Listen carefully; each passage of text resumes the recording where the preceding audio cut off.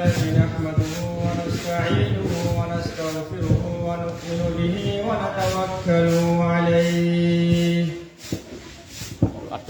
ونعوذ بالله من شرور أنفسنا ومن سيئات أعمالنا من يهد الله فلا مضل له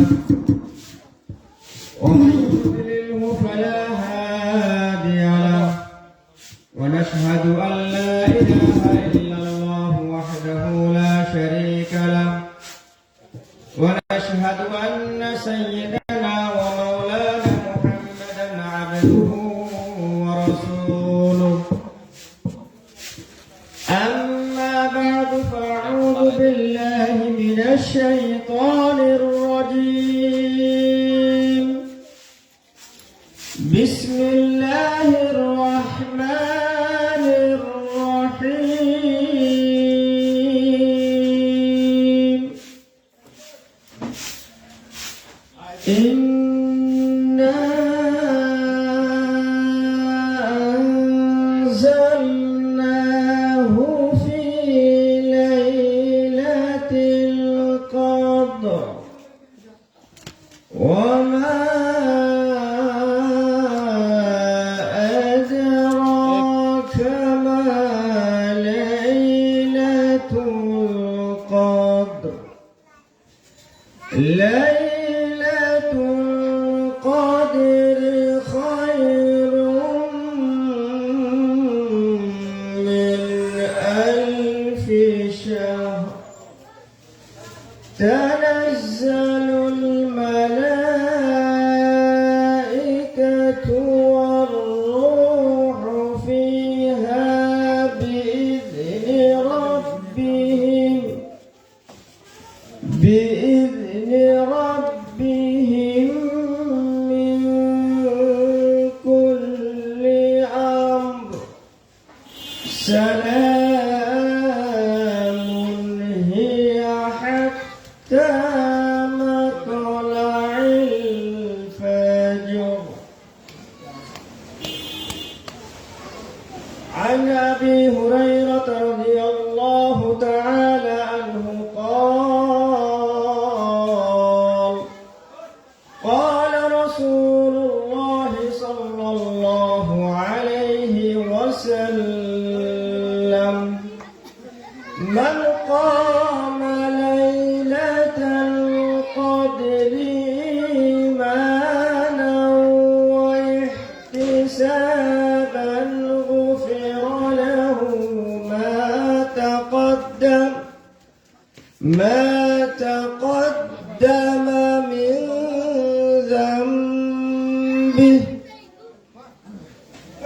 اللهم صل على محمد وعلى آل محمد كما صليت على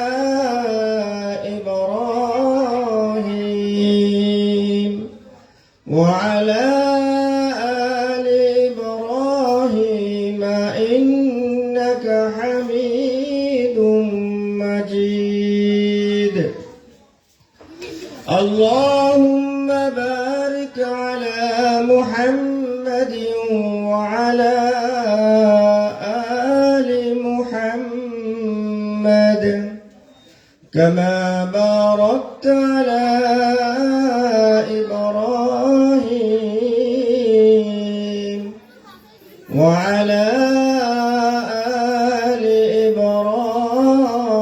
إبراهيم إنك حميد مجيد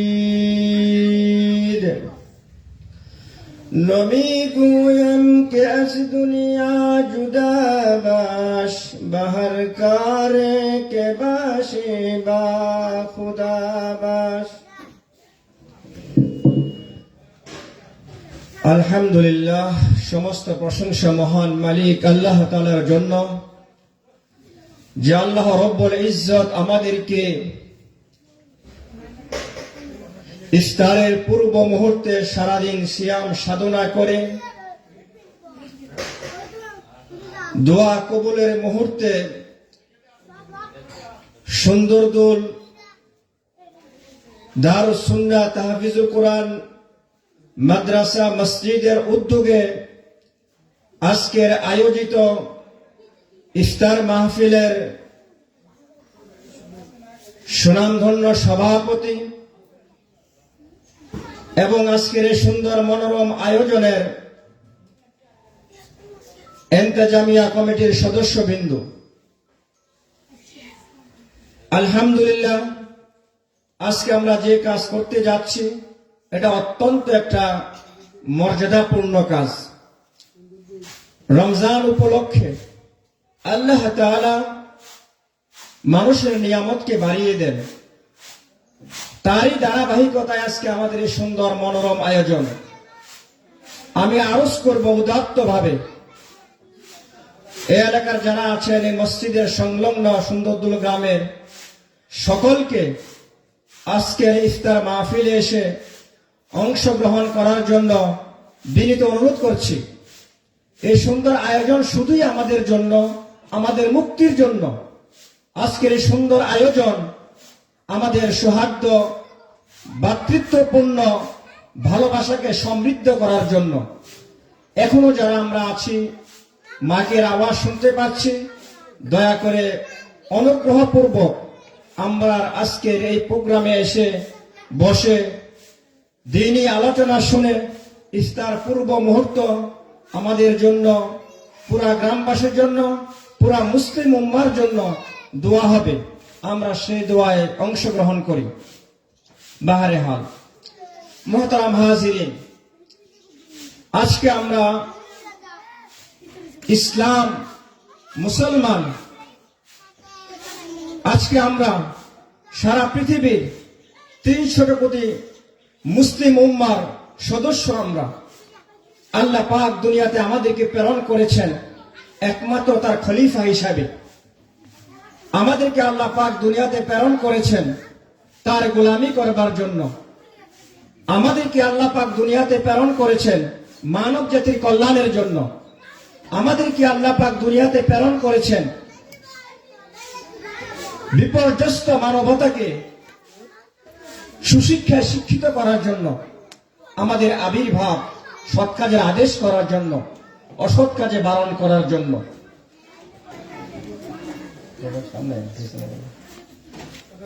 আমাদের দায়িত্ব এবং কর্তব্য,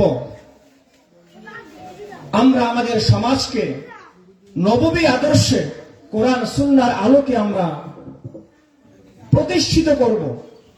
আজকে আমাদের ক্ষুদ্র প্রয়াস, চেষ্টা এজন্যই কিভাবে মানবতা মুক্তি পেতে পারে, কিভাবে মানুষ আবার জেগে উঠতে পারে ঈমানী চেতনায়, কিভাবে আবার আমরা 1400 বছর পূর্বে রাসূল পাক সাল্লাল্লাহু আলাইহি ওয়াসাল্লাম যে বাণী নিয়ে এসেছিলেন, ইকরা বিসমি রাব্বিকাল্লাযী খালাক, খালাকাল ইনসানা মিন আলাক, ইকরা ওয়া রাব্বুকাল আকরাম আল্লাযী আল্লামা বিল কলম, আল্লামাল ইনসানা মা লাম ইয়ালাম। আমরা এমন এক জাতি, যে জাতির প্রথম শব্দই হচ্ছে ইকরা, তোমরা পড়ো। তো আমরা কি পড়ব? বিসমি রাব্বিকাল্লাযী খালাক, আমাদের সৃষ্টিকর্তার নামে, যিনি সৃষ্টি করেছেন এই আসমান, যিনি সৃষ্টি করেছেন এই জমিন, যিনি সৃষ্টি করেছেন কুল কায়নাত, আর সমগ্র সৃষ্টির মধ্যে আমাদেরকে করেছেন আশরাফুল মাখলুকাত। আমরা সৃষ্টির সেরা জীব। আমাদের রয়েছে দায়িত্ব, আমাদের রয়েছে কর্তব্য, আমাদের রয়েছে সুনির্দিষ্ট চিন্তা ভাবনা, আমাদের রয়েছে আল্লাহ পাকের পক্ষ থেকে অর্পিত দায়িত্ব। আমরা আল্লাহ পাকের খলিফা এই জমিনের মধ্যে। আল্লাহ পাক কোরআন কারীমের মধ্যে ইরশাদ করছেন, ইয়া আইয়ুহাল্লাযীনা আমানু কু আনফুসাকুম ওয়া আহলিকুম নারা, হে ঈমানওয়ালারা, তোমরা নিজেরা জাহান্নামের আগুন থেকে বাঁচো। এই জাহান্নামের আগুনের লেলিহান শিখা থেকে আমাদেরকে বাঁচবার জন্য আল্লাহ পাক আমাদেরকে নির্দেশ দিয়েছেন এবং বলেছেন ও আহলিকুম নার, আমরা আমাদের পরিবার পরিজন, আত্মীয় স্বজন, সমগ্র দেশের, সমগ্র দুনিয়ার মানুষকে আমরা জাহান্নামের আগুন থেকে বাঁচানোর চেষ্টা করা। যিনি আসমানের মালিক, যিনি জমিনের মালিক, যিনি কুল কায়নাতের মালিক, তিনি আমাদেরকে বলেছেন তোমরা নিজেরা জাহান্নাম থেকে বাঁচো এবং সমগ্র জগৎকে জাহান্নাম থেকে বাঁচাও। আর এই জাহান্নাম থেকে বাঁচার জন্য মানুষকে মানুষ হিসেবে দুনিয়ার মধ্যে কার্যক্রম পরিচালনা করার জন্য আল্লাহ পাক আমাদেরকে দিয়েছেন কুরআনুল কারীম। যে কুরআনুল কারীম নাজিল হয়েছেন শাহরু রমাদান আল্লাযী উনজিলা ফীহিল কুরআন, এটা এই রমজানের মধ্যে নাজিল হয়েছে আল্লাহ পাকের পক্ষ থেকে এই কোরআন। তো কখন নাজিল হয়েছে? ইন্না আনজালনাহু ফি লাইলাতিল কদর, এই কোরআন নাজিল হয়েছে লাইলাতুল কদরে। আল্লাহ পাক আবার প্রশ্ন করছেন তার হাবিবকে, ওয়ামা আদরাকা মা লাইলাতুল কদর, আপনি কি জানেন লাইলাতুল কদর কি? শুধু এতটুকু যথেষ্ট ছিল কোরআনের লাইলাতুল কদর বোঝানোর জন্য আমাদেরকে বলা হচ্ছে আপনি জানেন লাইলাতুল কদর কি? লাইলাতুল কদর খায়রুম মিন আলফি শাহর, লাইলাতুল কদর হচ্ছে হাজার মাস অপেক্ষায় মর্যাদাপূর্ণ বরকতপূর্ণ এক রাত্রের নাম। হাজার মাস অপেক্ষায়, হাজার মাস প্রায় ৮৩ বছর ৪ মাসের অধিক, হাজার মাস। এখানে নির্দিষ্ট করা হয়নি আমাদেরকে। রাসূল পাক সাল্লাল্লাহু আলাইহি ওয়াসাল্লাম চিন্তা করলেন, ভাবলেন পূর্বের জামানার উম্মতেরা হাজার বছর হায়াত পান, ওনারা হাজার হাজার বছর দুনিয়াতে বেঁচে ছিলেন, ওনারা জিহাদ করেছিলেন তাগুতের মোকাবেলায়, ওনারা জিহাদ করেছিলেন ইসলামের সপক্ষে, ওনারা জিহাদ করেছিলেন মানবতার কল্যাণে, ওনারা দীর্ঘদিন রোজা ছিলেন, তাহাজ্জুদ গুজার ছিলেন। আর আমার উম্মতের হায়াত মাত্র ৬০-৭০ বছর। তার এক দুঃখ, তার এক বেদনা, এই উম্মতকে নিয়ে আমার উম্মত কিভাবে এই সওয়াব অর্জন করতে পারে, কিন্তু আমরা বাঁচব কম সময়, কিন্তু আমাদের আমলনামায় যোগ হবে হাজার বছরের ইবাদত, হাজার বছরের ইবাদত। কিন্তু দুর্ভাগ্য, নির্মম পরিহাস, আমরা মুসলমান, কিন্তু আমরা শুধুই বলতে হয় শক্ত করে, আমরা শুধুই নামে মুসলমান। আমরা পেয়েছি আমাদের পূর্বপুরুষ থেকে জায়গা জমি, ক্ষেত খামার, ঘর বাড়ি, সেই সূত্রে আমরা মুসলমান।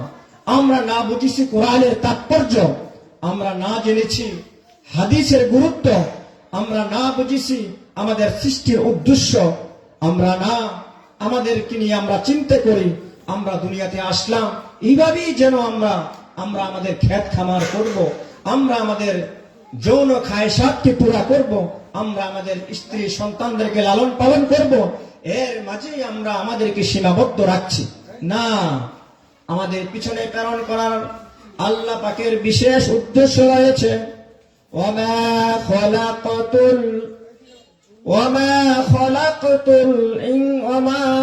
খালাকাতুল জিন্না ওয়াল ইনসা ইল্লা লিয়াবুদুন। আল্লাহ তাআলা আমাদেরকে একমাত্র তার গোলামি করার জন্য সৃষ্টি করেছেন। তো আমি গোলামি কিভাবে করব, সেই শিক্ষা আমাকে নিতে হবে কোরআন থেকে। আমি গোলামি কিভাবে করব, সেই শিক্ষা আমাকে নিতে হবে রাসূল পাক সাল্লাল্লাহু আলাইহি ওয়াসাল্লামের জীবনী থেকে। আজকে কত রোজা? আজকে 18 রোজা। 17ই রমজান ছিল বদরের দিবস, যাকে বলা হয় ইয়াউমুল ফুরকান, যেটা কুফর এবং ইসলামের মধ্যে পার্থক্যকারী। বদরের জিহাদ সংগঠিত হয়েছিল।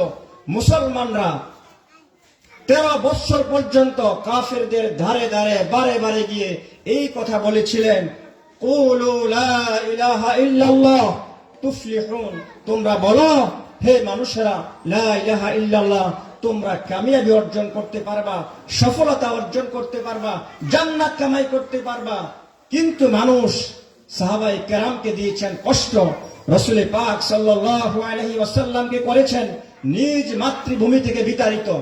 রাসূল পাক সাল্লাল্লাহু আলাইহি ওয়াসাল্লামকে বন্দী করে রেখেছিলেন 3 বছর ধরে শিয়াবে আবি তালিবের মধ্যে।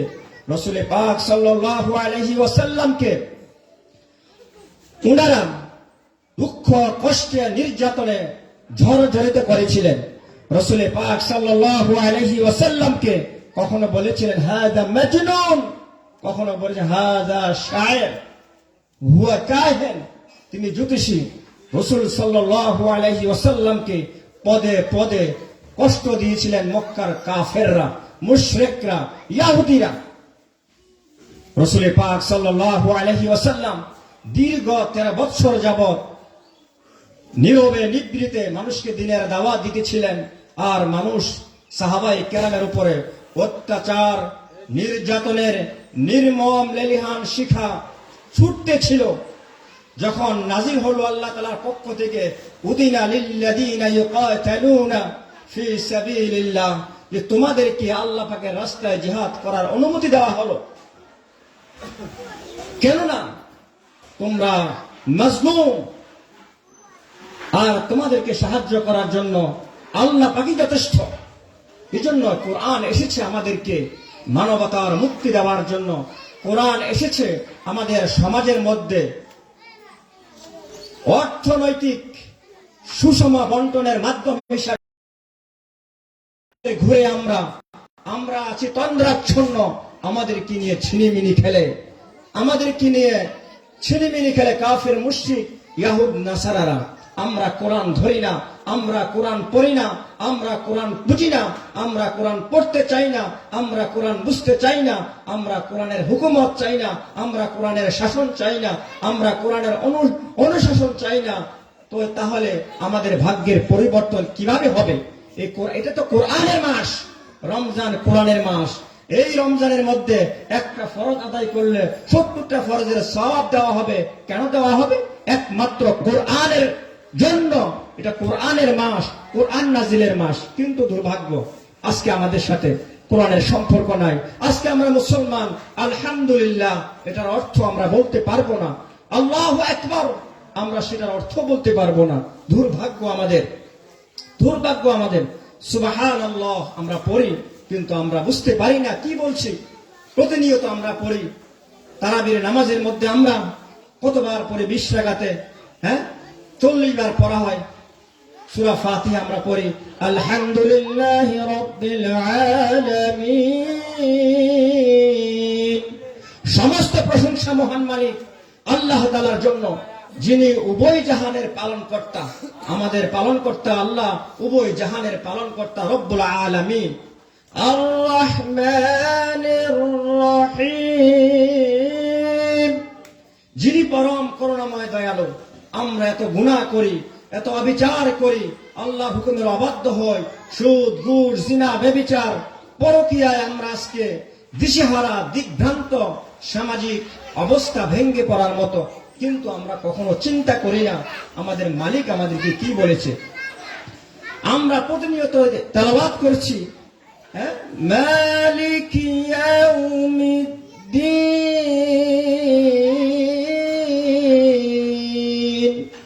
আমরা সকলে ঈমান এনেছি শেষ বিচারের দিনের উপরে।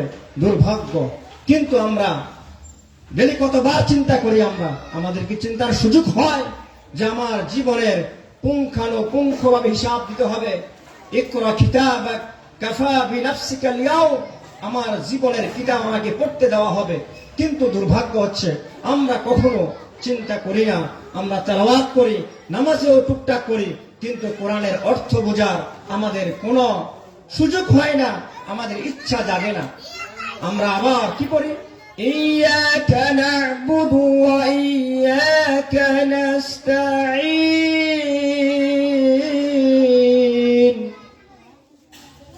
ইয়াকা না'বুদু, আমরা একমাত্র আপনার ইবাদত করি। ওয়া ইয়াকা নাস্তাঈন, এবং আপনার কাছে সাহায্য চাই।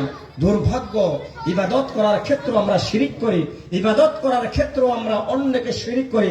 এই দেশের লক্ষ কোটি মানুষ মাজার ভক্ত, এই দেশের লক্ষ কোটি মানুষ আল্লাহর পরিবর্তে মাজারে যায়, যায় কিনা বলেন? যাচ্ছে।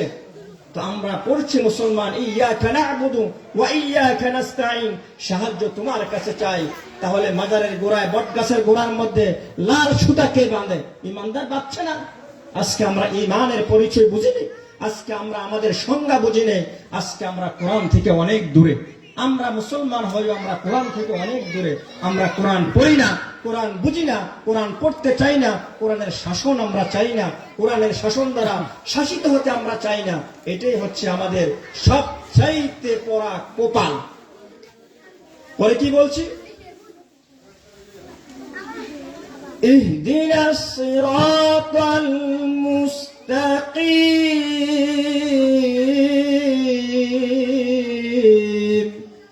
হে আল্লাহ, আপনি আমাদেরকে সঠিক পথে পরিচালিত করুন।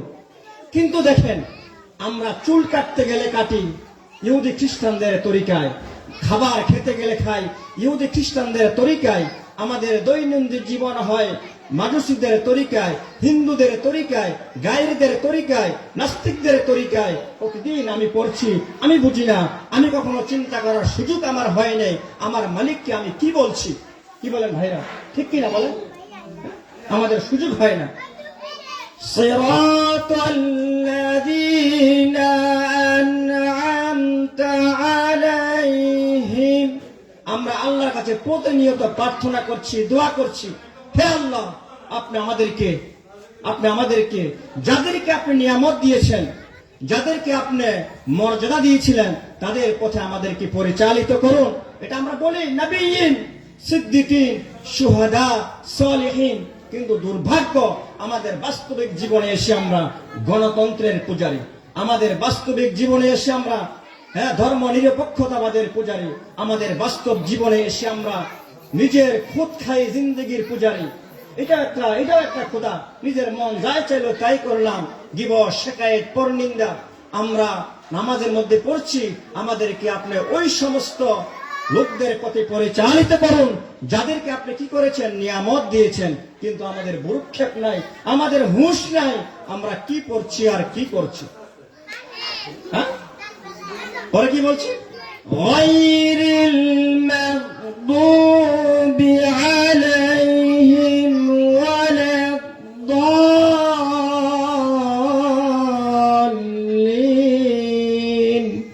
আমরা করছি আমাদেরকে গায়রিল মাগদুব, মাগদুব যারা, আপনার গজবে যারা নিপতিত হয়েছেন, নমরুদ, ফেরাউন, হামান, কারুন, যুগে যুগে আমাদের কি করুন, আমরা এদের পথে চলতে চাই না। কিন্তু দুর্ভাগ্য হচ্ছে, আমরা আমাদের বাস্তবিক জীবনে আমরা তাগুতের পূজারী।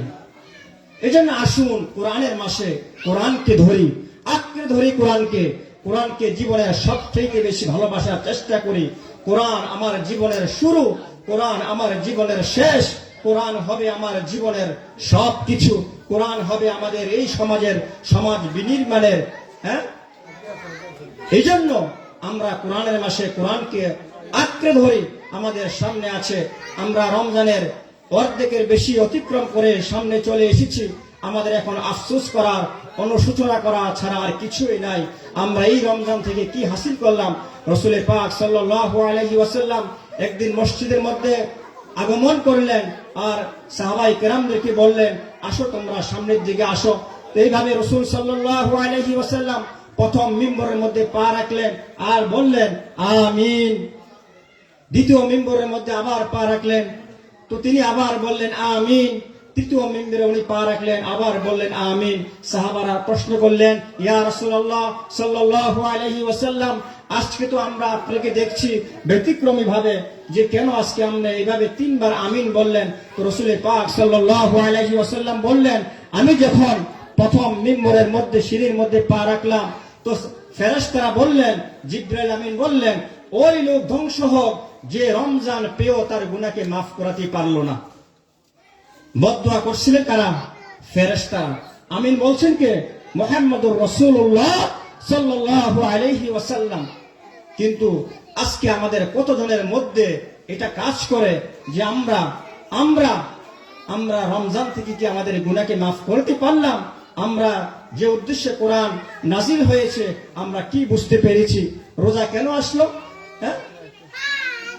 يا أيها الذين آمنوا كتب عليكم الصيام كما كتب على الذين من قبلكم لعلكم تتقون হে ইমানদাররা, তোমাদের উপর রমজানের রোজাকে ফরজ করা হয়েছে যেভাবে করা হয়েছিল তোমাদের পূর্ববর্তীদের উপরে, যেন তোমরা তাকওয়াওয়ালা হতে পারো, পরহেজগার হতে পারো। এখন প্রশ্নের বিষয়, এই রমজান থেকে আমরা কি পরহেজগারি অর্জন করেছি? আমরা এই রমজান থেকে কতটুকু তাকওয়া অর্জন করেছি? রমজানের শেষ পর্যায়ে এসে যাচ্ছে, হ্যাঁ, রহমতের দিনগুলো শেষ হয়ে গেল, আমাদের কাজের মাথার মধ্যে আসছে যে আমি কি রহমতের মালিক হইলাম কিনা, আমার উপর কি মালিকের রহমত নাজিল হইল কিনা। মাগফিরাতের দিনগুলো প্রায় শেষ প্রান্তে এসে গেছে, মালিক কি আমাকে ক্ষমা করেছি কিনা আমার কি এহসাস হয়, অনুভব হয়? যদি হয় তাহলে আমি এখনো মুমিন আছি, যদি হয় তাহলে আমার এখনো মুক্তির সুযোগ আছে। আর যদি আমার জীবনের অন্যান্য রমজানের মতো এই রমজানও কেটে যায়, তাহলে আমি এখান থেকে কি আর হাসিল করলাম? তাহলে কোরআন নাজিল করেছেন কে? আল্লাহ। ইন্না নাহনু নাযালনা যিকরা লাহাফিযুন। এই কোরআন আল্লাহ পাক নাজিল করেছেন, কোরআনের সংরক্ষণ আল্লাহ নিজে করবেন। আমরা যারা কোরআনের সাথে লাগবো, আমাদের জীবন দামি হবে, আমাদের জীবন ধন্য হবে। এজন্য আসুন, এই তাহফিজুল কোরআন, দারুস সুন্নাহ তাহফিজুল কোরআন মাদ্রাসা, এটা কোরআনের মাদ্রাসা, এটা কোরআনের ক্যান্টনমেন্ট। এখান থেকে ইসলামের সৈনিক উৎপাদন হবে। এজন্য আমরা এই মাদ্রাসাকে সার্বিকভাবে আমরা সহযোগিতা করব। এই মাদ্রাসাকে আমরা অর্থ দিয়ে, বুদ্ধি দিয়ে, পরামর্শ দিয়ে সার্বিকভাবে আমরা সহযোগিতা করব। উদ্দেশ্য নিয়ে আমরা সামনের দিকে যাচ্ছি। তো যেই কথা বলতেছিলাম, আমাদের সামনে কামাইয়ের আরো সুযোগ আসছে, সেটা হচ্ছে লাইলাতুল কদর। আমরা প্রত্যেকটা বেজর রাত্রিতে লাইলাতুল কদরকে আমরা অন্বেষণ করার চেষ্টা করব। এমন যেন না হয় আমরা শুধুই 27 তারিখে 27 রমজানে মসজিদে আসলাম,